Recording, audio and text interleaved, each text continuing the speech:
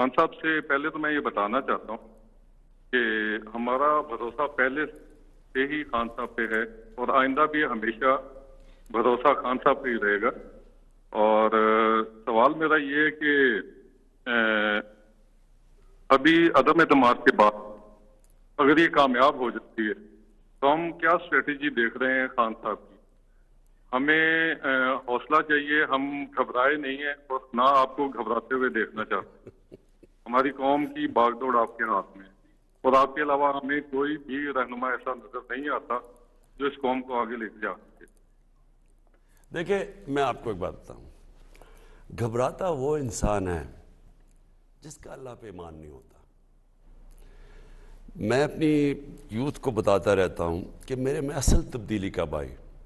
جب مجھے لا الہ الا اللہ کا مقصد سمجھ آ گیا، مطلب سمجھ آ گیا. جب وہ آپ کے دل میں ایک دفعہ آ جاتا ہے تو قرآن کی آیت ہے کہ جو لوگ ایمان لے آئیں اللہ ان کے خوف دور کر دیتا ہے. یہ جو خوف ہے یہ ان میں ہے جن میں ایمان نہیں ہوتا. میں جب قوم کو کہتا ہوں نا کہ آپ نے گھبرانا نہیں ہے، تو میں نے تو کبھی بھی آسان راستہ زندگی میں نہیں لیا. مجھے تو پتا تھا پہلے دن، آپ میرا پہلا دن کا خطاب دیکھ لیں جو میں نے قوم سے کیا تھا، میں نے آپ کو کہا تھا کہ سب اکٹھے ہو جائیں گے، بلکہ میں نے 10 سال پہلے کہا تھا کہ سارے چور اکٹھے ہو جائیں گے، کیونکہ چوروں نے میرے خلاف اکٹھا ہونا ہی تھا. کیوں اکٹھا ہونا تھا؟ کیونکہ ان سب کو پتا، یہ مجھے بڑی دیر سے جانتے ہیں کہ میں نے ان کو NRO نہیں دینا تھا.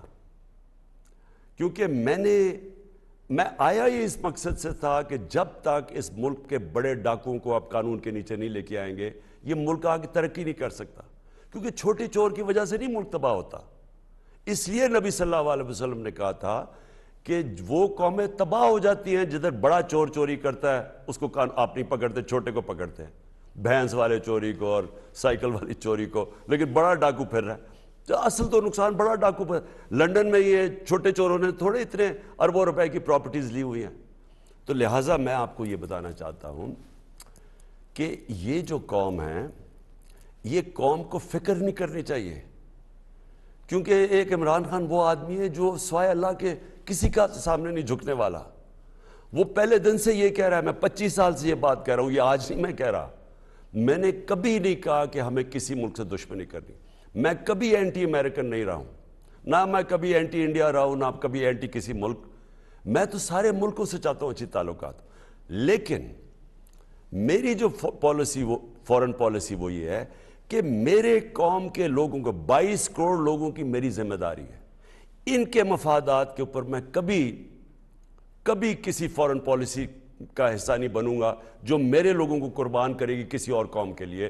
جو وار آن ٹیرر میں ہم نے کیے، ان کی جنگ لڑ کے اپنے 80,000 پاکستانیوں کو ہم نے، ان کی جانیں گئیں.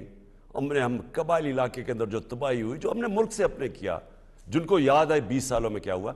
میں کبھی وہ پالیسی نہیں کہوں گا. جو مرضی ہو، سپر پاور ہو، جو مرضی ہو، ہاں سب سے اچھے تعلقات ہوں گے، ہم سب سے دوستی چاہتے ہیں، لیکن فورن پالیسی میری وہ ہوگی جو میرے لوگوں کے لیے ہوگی، میری قوم کے مفادات کی عکاسی کرے گی.